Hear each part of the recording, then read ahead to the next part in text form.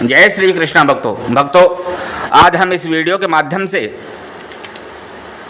भागवत का द्वितीय भाग सुनाने जा रहे हैं। श्री कृष्ण गोविंद हरे मुरारी, हे नाथ नारायण वासुदेवा। श्री कृष्ण गोविंद हरे मुरारी, हे नाथ नारायण वासुदेवा। हे नाथ नारायण वासुदेवा, हे नाथ नारायण वासुदेवा। श्री कृष्ण गोविंद हरे मुरारी, हे नाथ नारायण वासुदेवा। बोले श्री कृष्णचंद्र भगवान की जय, भागवत पुराण की जय। भक्ति बोली, हे मुनिवर, आपके वचनों से मुझे बड़ी शांति मिली है। आपके ही वचनों से ध्रुव और प्रहलाद ने साक्षात ईश्वर के दर्शन प्राप्त किए थे। इसे कल्याणकारी देव ऋषि के श्री चरणों में मैं प्रणाम करती हूँ। अब आप कृपा करके थोड़ी देर और बैठो। संत समागम हरि कथा, तुलसी दुर्लभ दोई। सुतदारा और लक्ष्मी, पापी के भी होई। श्री सूत जी आगे कहने लगे, हे ऋषियों, नारद जी भक्ति से बोले, हे भक्ति, तुम गोविंद के चरणों का ध्यान करो, तुम्हारा संकट अवश्य कट जाएगा। भक्ति, तुमने एक बार भगवान से पूछा था कि हे प्रभु, मैं आपकी क्या सेवा करूं? तब भगवान ने तुमसे भक्तों का पालन करने को कहा था। तुमने उनकी आज्ञा का पालन किया। इससे भगवान ने प्रसन्न होकर के तुमको मुक्ति नाम की दासी और ज्ञान व वैराग्य नाम के 2 सेवक दिए। तब से वैकुंठ में भक्तों का पोषण करती हो तथा पृथ्वी पर भक्ति की पुष्टि के लिए ज्ञान और वैराग्य को लेकर छाया रूप धारण करके सतयुग से लेकर द्वापर युग तक आनंद से रह रही हो। कलयुग आने पर पाखंडों से पीड़ित होकर मुक्ति वैकुंठ को चली गई। उसको जब तुम बुलाती हो तभी आती है। मनुष्य को अनेकों जन्मों के बाद में कहीं भगवान के नामों में भक्ति भाव जागृत होता है। कलयुग में प्राणी मात्र के उद्धार का एकमात्र साधन भक्ति ही है। न तपोभिर्न वेदस्य न ज्ञानेनापि कर्मणा, हरि हरे साध्यते भक्त्या प्रमाणम तत्र गोपिका। अर्थात प्राणी को तप, व्रत, तीर्थ, सेवन, योग, यज्ञ आदि में परिश्रम करने की आवश्यकता नहीं है। मुक्ति देने में एकमात्र भक्ति ही समर्थ है। इसका प्रमाण ब्रज की गोपियां हैं। भक्ति बोली, हे मुनीश्वर, आपके चरणों से मुझको तो परम शांति प्राप्त हो गई। कृपया मेरे इन पुत्रों को भी जगा दीजिए। तत्पश्चात नारद जी ने वहाँ वेदांत और गीता का पाठ किया, जिससे उनमें कुछ समय को चेतना सी आ गई। उठकर क्षण भर को बैठे, परंतु पुनः चारों ओर देखकर शयन करने लगे। नारद जी को बड़ी ग्लानि हुई और चिंतातुर होकर के नारायण का स्मरण करने लगे। श्रीमन्नारायण नारायण नारायण भजमन नारायण नारायण नारायण लक्ष्मी नारायण नारायण नारायण श्रीमन्नारायण नारायण नारायण। तभी वहाँ आकाशवाणी हुई, व्योमवाणी तदैवा भून्मारिषे खिद्यतामिति, उद्यमः सफलस्तेयं भविष्यति न संशयः। हे नारद, तुम खेद मत करो, आपका कार्य सफल होगा, इसमें कोई संशय नहीं है। तुम सत्कर्म का अनुष्ठान करो। सत्कर्म का उपदेश तुम्हें संतों के भूषण साधुओं से प्राप्त होगा, क्योंकि साधूनाम दर्शनम लोके सर्वसिद्धिकरम परम। साधु ऐसा चाहिए जैसे सूप सुहाए, सारे को गही रहे, थोथा दे उड़ाए। संत सहई दुख पर हित लागी, पर दुख हेतु असंत अभागी। संत साधना करने वाले को संत कहते हैं, न कि कपड़ा रंगने वाले को। इस आकाशवाणी को सबने सुना। भक्ति बोली, हे नारद जी, सत्कर्म का उपदेश करने वाले साधु कहाँ मिलेंगे और ज्ञान वैराग्य को चेतना लाने के निमित्त कौन सा सत्कर्म किया जाएगा। अब तो नारद जी ने खिन्न मन से उनको वही छोड़ करके प्रत्येक तीर्थ में ऋषियों के पास जाकर आकाशवाणी का वृतांत सुनाया, परंतु कोई संतोषजनक उत्तर नहीं मिला। सभी ने पृथक पृथक समाधान किया। नारद जी ने नरम ज्ञानम ददति इति नारदाः नारम अज्ञानद्याति खंडयति इति नारदः। जिसे भी नारद जी का दर्शन हुआ उसे भगवान अवश्य मिले हैं। चिंता तो नारद जी बद्री का आश्रम आए और तपस्या करने को हुए, तभी वहाँ करोड़ों सूर्यों के समान परम तेजस्वी सनकादि मुनियों का आगमन हुआ। दंडवत प्रणाम किया और स्वागत के पश्चात कहने लगे, हे वीतरागी मुनियों, आप सदैव 5 वर्ष के जैसे ही रहते हो। हे पूर्वजों के भी पूर्वजों, मेरा बड़ा सौभाग्य है कि इस समय मुझे आपका दर्शन प्राप्त हुआ। अतः आप यह बताने की कृपा करें कि आकाशवाणी ने किस सत्कर्म के विषय में कहा है और वह कहाँ होगा, किस प्रकार होगा। सनकादि बोले, हे नारद जी, संसार में जो द्रव्य, यज्ञ, योग यज्ञ, स्वाध्याय ज्ञान यज्ञादि हैं, वे कर्म को सूचित करने वाले हैं, लेकिन ज्ञानियों ने ज्ञान यज्ञ को ही सत्कर्म कहा है। सदा सेव्या श्रीमद्भागवती कथा यस्या श्रवण मात्रेण हरिचिंतम समाश्रयेत। अतः श्रीमद् भागवत जी की कथा ही सदैव श्रवण करने योग्य है। इसके श्रवण से भगवान हृदय में आ जाते हैं। इसी के श्रवण से भक्ति, ज्ञान, वैराग्य का दुख दूर हो जाएगा। हे नारद जी, जैसे सिंह के डर से भेड़िए भाग जाते हैं, वैसे ही भागवत के श्रवण से कलयुग के संपूर्ण दोष दूर हो जाते हैं। जैसे दूध में घी समाहित रहता है, लेकिन उतना स्वाद नहीं देता जितना कि अलग हुआ होता है। देवताओं के मन में भी रस बढ़ाने वाला होता है। ईख में जैसे शर्करा रहती है, परंतु पृथक हुई ही मीठी लगती है, ठीक उसी प्रकार श्रीमद् भागवत जी की कथा है। हे नारद, इस कथा के श्रवण से 5 महापापी, 1 ब्रह्मघाती, 2 गोघाती, 3 स्वर्ण चोर, 4 मदिरा पीने वाला, 5 इन चारों का साथ देने वाला निष्पाप हो जाते हैं। जो भागवत अनुरागी सनातन धर्म के अनुयायी होते हैं, उनको भगवान की कथाओं के श्रवण से अनोखी शांति प्राप्त होती है। सनत कुमार कहने लगे कि नारद जी, जब व्यास जी को 17 पुराणों और महाभारत आदि की रचना करके भी मानसिक शांति नहीं मिली, तब आपने ही उनको चतुश्लोकी भागवत सुनाई थी, जिसे सुनकर व्यास जी को शांति मिली थी। शायद आपको स्मरण नहीं है। आदो देव की दैव गर्भ जननम गोपी ग्रही वर्धनम माया पोतन जीविताप हननम गोवर्धनो धारणम कंसच्छेदनम कौरवादि हननम कुंती सुता पालनम एतद् भागवत पुराण कथितम श्री कृष्ण लीलामृतम।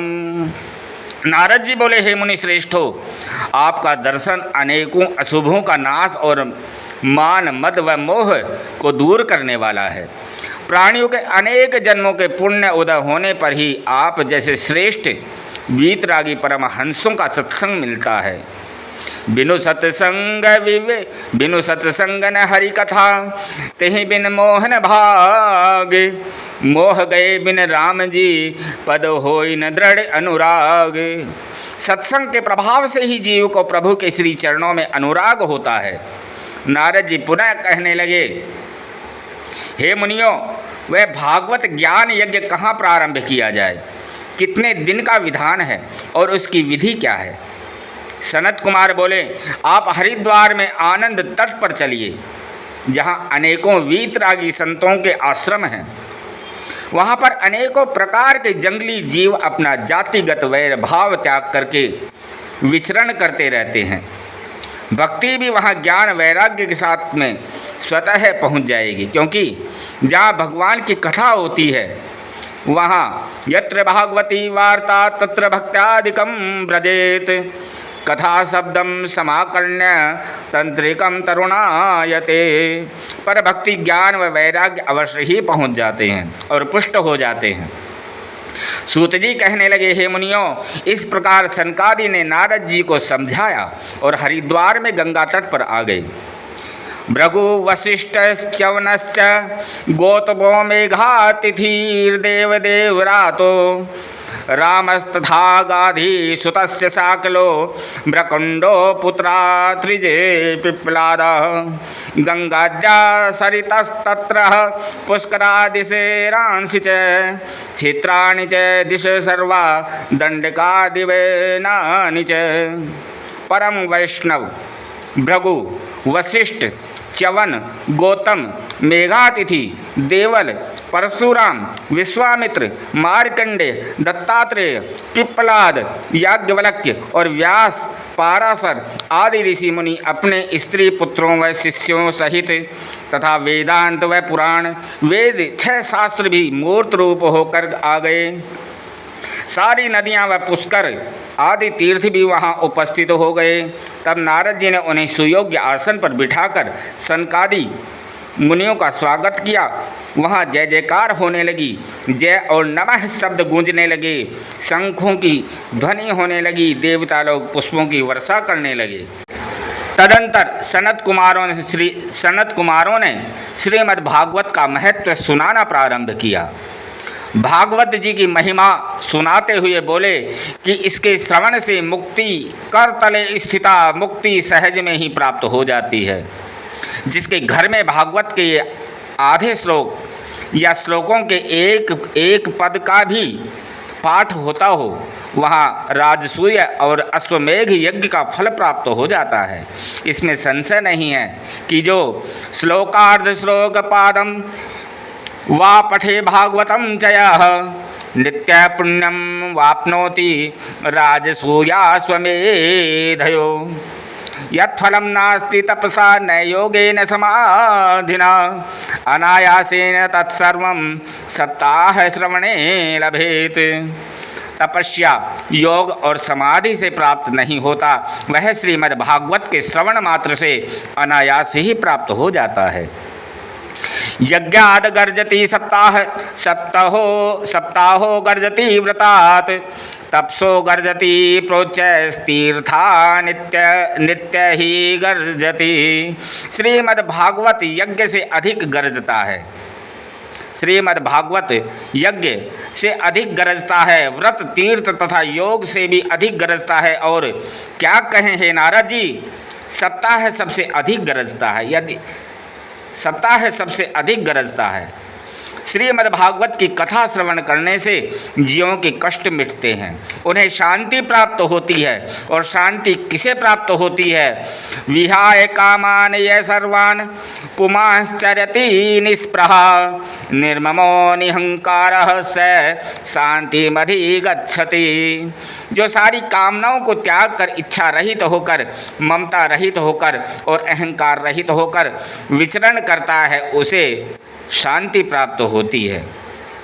श्री सूत जी महाराज से इस वृत्तांत को सुनकर शौनकादि ऋषि कहने लगे, हे प्रभो, श्रीमद् भागवत में प्राणियों का कल्याण करने की इतनी क्षमता कैसे आई? कहाँ से इतनी क्षमता आई मद् भागवत में? सूत जी कहने लगे, हे ऋषियों, 11 स्कंद में जब श्री कृष्ण अपने गोलोक धाम को जाने लगे, तब उद्धव जी ने प्रश्न किया, हे प्रभो, अब कली का आगमन होने वाला है, इसलिए कलयुग में दुष्टों का अत्याचार बढ़ेगा, अधर्मियों के अत्याचारों से त्रस्त जनता और पृथ्वी इसकी शरण में आएगी। किसकी शरण में जाएगी? कृपया आप अभी मत जाइए, आपके भक्त आपका वियोग कैसे सहन कर पाएंगे प्रभु? उद्धव जी के इस ऐसे वचनों को सुनकर श्री कृष्ण भगवान ने बहुत देर तक विचार करके अपने तेज को श्रीमद् भागवत रूपी समुद्र में समाहित कर दिया। स्वकीयं यद्भव्ये तेजस्तच्च भागवते दधात् तिरोधाय प्रविष्टोऽयं श्रीमद्भागवतार्णवम्। सूत जी कहने लगे, इसी कारण श्रीमद्भागवत जी इतनी क्षमता है। यह भगवान की शब्दमयी मूर्ति है। इसमें 12 स्कंद हैं, 18,000 श्लोक व 335 अध्याय हैं। इस कथा के सुनने से तथा दर्शन करने से प्राणियों के सभी पाप नष्ट हो जाते हैं तथा दुख, दरिद्रता, अयोग्यता तथा अनिष्टों की निवृत्ति हो जाती है। काम, क्रोध को भी जीतने में कठिनाई नहीं होती। उसी समय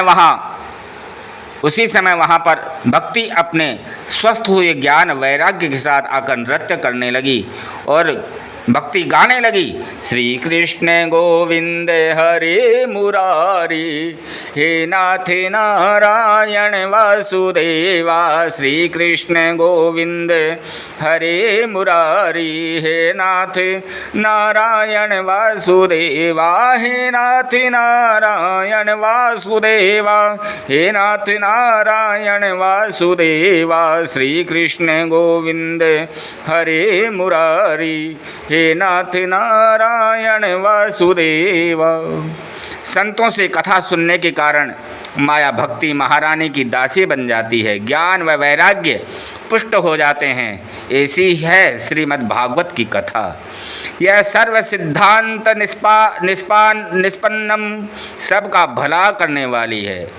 सनत कुमार कहने लगे, कायेन वाचा मनसा पिपातकं नित्यं प्रकुर्वन्ति सठा हटेन ये। परस्वपुष्टा मलिना दुराशया सप्ताह यज्ञेन कलो पुनन्ति ते। जो मूर्ख कर्म, वचन और मन से रात दिन पाप करते रहते हैं, जो निष्ठ, नीच, दुष्ट अंतःकरण वाले दूसरों का धन खाकर मस्त बने फिरते हैं, वे भी इस कलयुग में सप्ताह रूपी यज्ञ से पवित्र हो जाते हैं। सनकादि मुनि बोले, हे नारद जी, जो रात दिन पापों में रत हैं, कुमार्गगामी हैं, क्रोध रूपी अग्नि से रात दिन जल रहे हैं तथा जो कुटिल और कामी हैं, उनको भी सप्ताह श्रवण से मुक्ति मिल जाती है।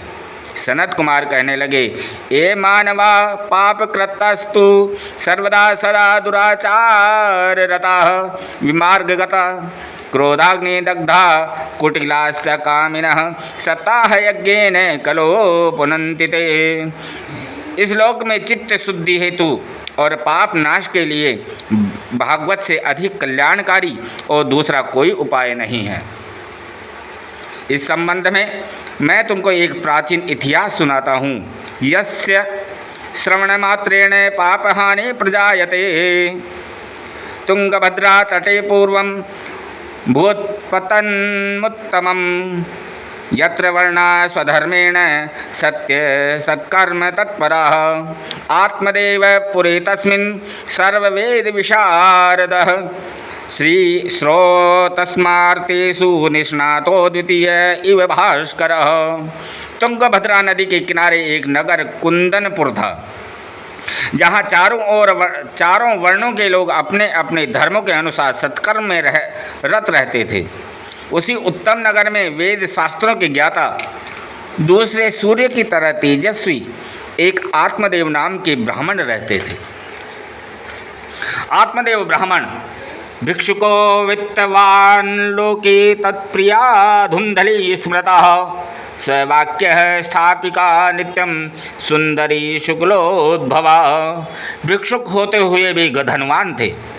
उनकी पत्नी सुंदर और ऊंचे कुल में उत्पन्न धुंधली नाम की अपनी ही बातों को पुष्ट करने वाली थी। दुनिया भर की बात बनाने वाली, क्रूर बकवास करने वाली, गृह कार्य में चतुर और कृपण और सदा झगड़ा करने वाली थी। लोक वार्ता रता क्रूरा प्रायसो बहुजल्पिका शूरा च ग्रह कृत्येषु कृपणा कलह प्रिया। आत्मदेव षटकर्म निपुणो विप्रो मंत्र तंत्र विशारद। 6 कर्म करने वाले थे आत्मदेव जी।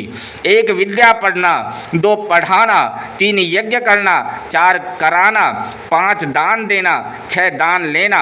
आत्मदेव ब्राह्मण के धन को अपार था, लेकिन कोई संतान नहीं थी। ना पुत्री नापि वा पुत्रो ततश्चिंतातुरो भ्रसम। इसी से पंडित जी दुखी रहते थे। संतान प्राप्ति हेतु पंडित जी ने धर्म करना शुरू कर दिया। अन्न, भूमि, गाय, स्वर्ण वस्त्रों का नित्य प्रति कंगाल गरीबों को दान देते रहते थे। धन को 3 गति होती हैं धन की। दानम भोगो नाशस्त्रीस्त्रो गतियो भवन्ति वितस्य यो न ददाति न भुंक्ते तस्य तृतीया गतिर्भवति। और हाथों की शोभा तो दानेन पाणिन तु कंकणेन श्रोतु श्रुते नयकन कुंडलेन विभाति काय करुणा पराणां परोपकारेण न तु चंदनेन। पीवन्ति नद्य स्वयमेव नाम्भे स्वयं न खादन्ति फलानि वृक्षा। तरुवल फल नहीं खाते हैं, नदी न सींचे नीर, परमार्थ के कारणे तो साधु धरा शरीर। आत्मदेव पंडित जी ने खूब दान दिए, धार्मिक अनुष्ठान किए, लेकिन कोई संतान नहीं हुई। एकदा स द्विजो दुखाद गृहं त्यक्त्वावतं गतः। एक दिन पंडित जी दुखी होकर वन में चला गया। जब दोपहर में प्यास ने सताया तो तालाब में जाकर पानी पिया और संतान के दुख से दुखी हो रहा था। जल पीकर के शोक में बैठा ही था कि तभी वहाँ एक सन्यासी आ गए। ब्राह्मण वहाँ से उस सन्यासी के पास पहुंचकर प्रणाम करके रोने लगे। उसे रोते देखकर यत्युवाचः कथम रोदसी विप्रः त्वं काते चिंता क्लियसि पीत्वा जलं निष्णस्तु प्रजा दुखेन कर्षितः मुहूर्तादपि तत्रैव सन्यासी कश्चिदागतः। आत्मदेव जी कहने लगे, दिग्जीवितं प्रजाहीनं दिग्ग्रहं च प्रजा विना दिग्धनं धनं चानप्यत्यस्य दिक्कुलं संतति बिना। हे प्रभु, पुत्र के बिना जीवन को धिक्कार है, घर को धिक्कार है, पुत्र के बिना धन को धिक्कार है और पुत्र के बिना कुल को भी धिक्कार है। पाल्यते या मया धेनु या वंध्या सर्वदा भवेत। हे मुनिवर, मेरी पत्नी के पुत्र होने की बात तो दूर रही, मेरे द्वारा पालित गाय भी बंध्या रह जाती है। मेरे द्वारा लगाए गए वृक्ष पर भी फल नहीं आते। ऐसा कहते कहते आत्मदेव रोने लगे। सन्यासी से कहने लगे, हे प्रभु, मैं अत्यंत दुखी होकर अपने प्राण त्यागने आया हूँ। आत्मदेव को रोता देखकर सन्यासी बोले, पंडित जी, आप संतान के लिए इतना कष्ट से क्यों रोते हैं? आज तक पुत्र से किसी ने सुख पाया है? संतते सगरो दख मवापांग पुरा तथा रे मुंचद्य कुटुंबाशा संन्यासे सर्वथा सुखम।